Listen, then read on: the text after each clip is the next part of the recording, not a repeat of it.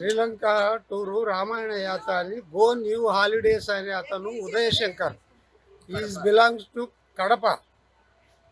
ఆ ఏజెంటు మమ్మల్ని మోసం చేశాడు, చీటింగ్ చేశాడు. ఎయిర్పోర్ట్లో కొలంబోలో మాకు 5 గంటలు కూర్చునబెట్టాడు. అక్కడ మేము వాళ్ళ యొక్క అసిస్టెంట్స్ ఎవరు రాలేదు, అతను రాలేదు. మేము అన్నీ అరేంజ్ చేశాము, నేను వస్తున్నానని చెప్పాడు. మా అందరి దగ్గర డబ్బులు 55లో ఇక్కడ పోలీసులు చెప్పాను, వాళ్ళు మీ యొక్క లొకాలిటీలో అక్కడ హైదరాబాద్లో కానీ కడపలో కానీ చేయమన్నారు. మరి మేము అక్కడ కూడా పంపించాము. హైదరాబాద్ పోలీస్ అయితే కడపకు చేయమన్నారు.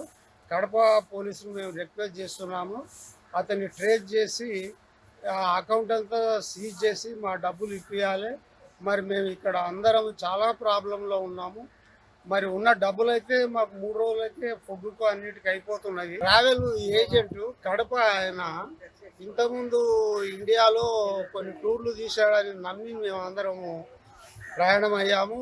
ఇక్కడ శ్రీలంకకు వచ్చాము. కొలంబోలో ఒక 5 గంటలు వెయిట్ చేసాము. అతనికి ఈచ్ పర్సన్ 60,000 పే చేశాము. అన్ని డబ్బులు ముట్టినాయి. బట్ ఈ ఎస్కేప్డ్ ఇక్కడ ఆయన ఏజెంట్స్ రాలే, ఎవరు రాలే. ఇక్కడ మమ్మల్ని రిసీవ్ చేసుకునే వాళ్ళు లేరు.